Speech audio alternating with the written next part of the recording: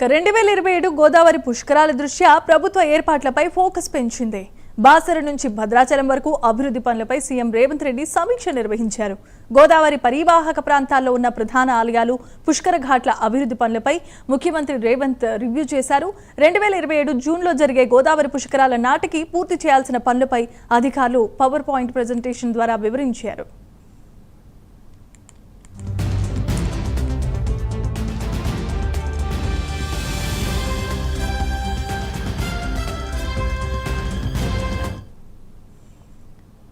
పుష్కరాల నిర్వహణకు అనువైన ప్రదేశాలను గుర్తించేందుకు టెక్నికల్ ఇంజనీర్ల కమిటీని వెంటనే ఏర్పాటు చేయాల్సిందిగా సీఎం ఆదేశించారు. ఈ కమిటీ 15 నుంచి 20 రోజుల్లోగా క్షేత్రస్థాయి పరిశీలన చేసి నివేదికను ఇవ్వాలని సూచించారు.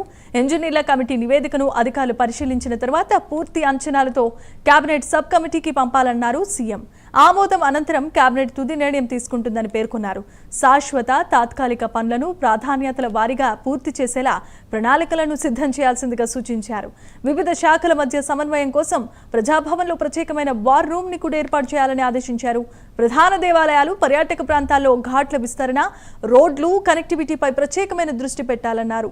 ఈ సందర్భంగా బాసర శ్రీజ్ఞాన సరస్వతి దేవస్థాన అభివృద్ధి, విస్తరణ, మాస్టర్ ప్లాన్ పై కూడా అధికారులకు సీఎం పలు సూచనలు చేశారు.